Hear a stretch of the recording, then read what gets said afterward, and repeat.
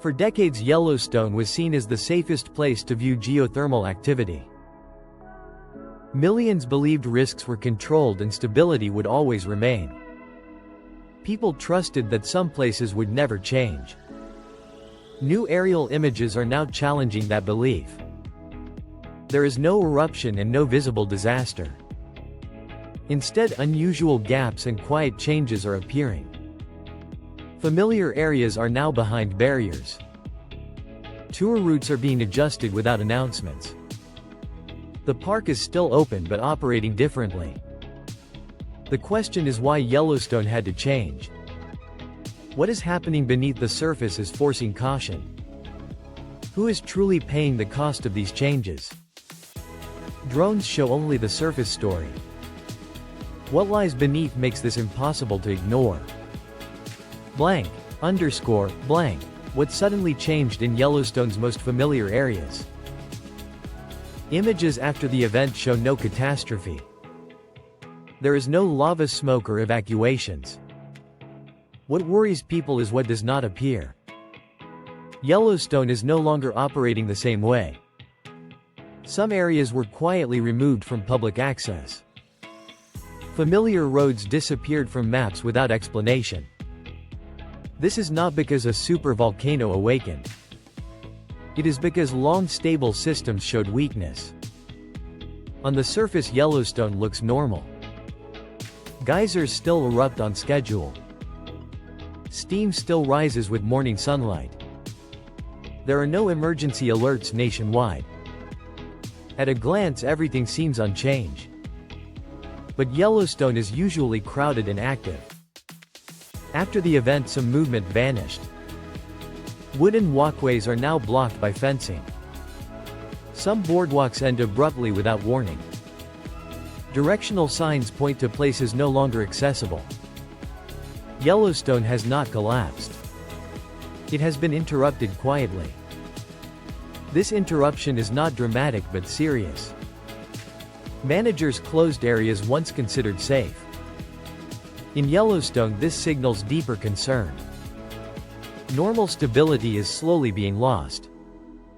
Yellowstone is a living system. Change in such systems never stays isolated. Visitors may not notice immediately. Photos are still taken and geysers still watched. But paths are shorter and stops are missing. Gaps appear where crowds once gathered. In a park handling millions, this matters greatly. When one path closes, pressure shifts elsewhere. Crowding increases in remaining open areas. Small map changes trigger unseen consequences.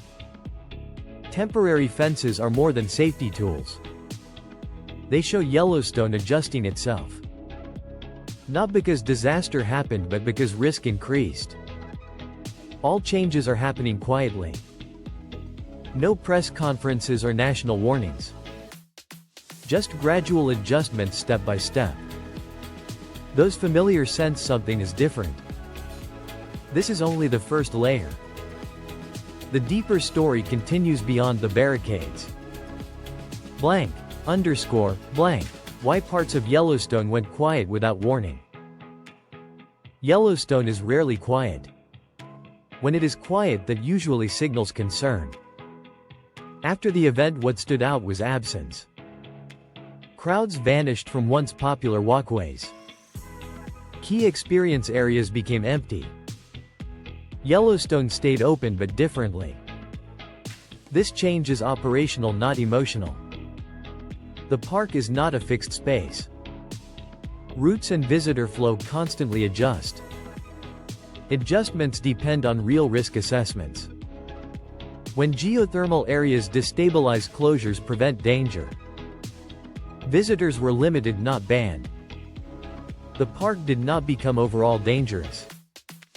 Specific areas could not handle foot traffic. Yellowstone operates on movement. Footsteps and waiting crowds create its rhythm. When one route pauses, the system adapts. Pressure shifts to open areas. Crowding increases because choices narrow. Managers expected this outcome. Crowding raises risk in sensitive zones. Silence in some areas is deliberate. It helps rebalance human movement. Fences and signs are tools for control. These changes happened without strong warnings. No emergency declarations were issued. Updates were brief and technical. For visitors it felt like inconvenience. Behind scenes it signaled unusual conditions. Yellowstone has closed areas before. Floods, fires, and shifts caused closures. This time stable areas were affected.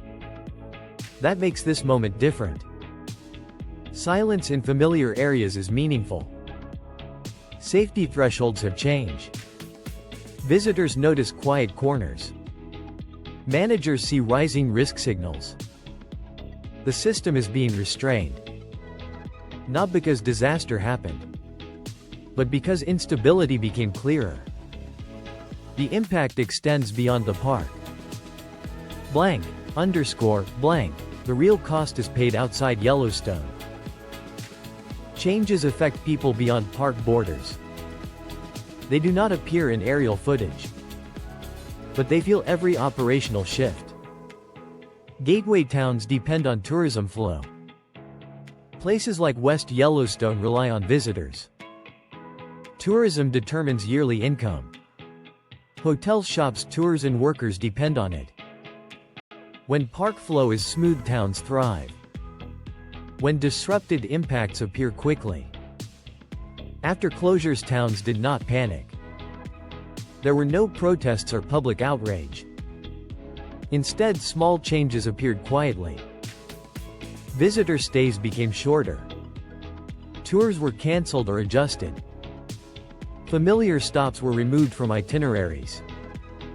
Less time was spent in local towns. The ripple effect continued beyond the park.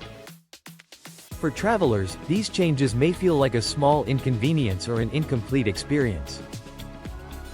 But for local workers, every parked car and overnight stay directly affects daily income. Each reduced meal sale or shorter visit adds pressure on people living near the park. Most affected residents have no voice in Yellowstone's operational or safety decisions. They do not join geological assessments or decide which areas close or reopen. Yet their livelihoods depend closely on every technical change inside the park. Many seasonal workers earn income only during a short tourism window each year. When routes shorten, visitors leave earlier than planned, reducing expected earnings quickly. They feel the impact through fewer tips, fewer shifts, and unstable work schedules. Small businesses face similar challenges when visitor expectations quietly begin to change. Yellowstone has not fully closed, but missing experiences shift how long tourists stay. Shorter trips lead to less spending in towns dependent almost entirely on tourism. Decisions made for safety inside the park often shift burdens onto nearby communities. These communities have limited ability to adapt to repeated operational adjustments. Closures are necessary, and safety must always remain the top priority. But concern grows when adjustments become routine instead of rare exceptions. Uncertainty then spreads beyond geology into local economic and daily life realities. Change appears quietly through fewer workdays and long waits for stability. Yellowstone remains a top destination, but stability for locals depends on management choices. The story now turns toward why small disruptions create such widespread consequences. A key question emerges about how a small incident triggered such a major shift. There was no eruption, no disaster, and no nationwide emergency warning issued. Yet operations changed significantly inside Yellowstone and beyond its boundaries. The reason lies in Yellowstone being an active geothermal system open to visitors. Access has always involved a careful trade-off between experience and accumulated risk. Even small surface changes are evaluated across the entire operating system. In geothermal environments, small incidents can carry much larger implications. A limited event can force visitor flow to be redistributed across sensitive areas. This happens because safety assumptions become unsettled, not because danger spreads immediately. When one route closes, pressure shifts to areas that remain open. Visitor density increases in places that were already environmentally sensitive. Partial closures are meant to prevent secondary risks before they emerge. Managing human movement becomes the most important safety tool in uneven risk environments. These decisions are based on experience, data, and clearly defined safety limits. Greater public access has made the system more sensitive to small disturbances. Small incidents now create effects far greater than their original scale. The question becomes how long the current operating model can continue. Science plays a role, but it cannot predict everything with certainty. Yellowstone is often viewed as either completely safe or dangerously unstable. The reality exists between those two extremes. Yellowstone is not a ticking bomb but a constantly active geothermal system. Thousands of geysers and hot springs adjust naturally most of the time. This creates a familiar sense of stability for visitors and communities. However, stability does not mean perfect predictability in complex natural systems. Scientists monitor earthquakes, ground movement, and chemical changes continuously. These data show no signs of large-scale catastrophic events. But small hydrothermal changes can happen quickly without clear warning signals. This is not a failure of science but a limitation of prediction. Scientists speak in probabilities rather than exact dates or times. When certainty is impossible, reducing human presence becomes the safest option. This does not mean Yellowstone is becoming more dangerous. It means safety limits are being recognized more clearly than before. Cautious operation becomes necessary when uncertainty cannot be eliminated. Every decision affects visitor experience and surrounding community life. Yellowstone still appears normal from a distance to most observers.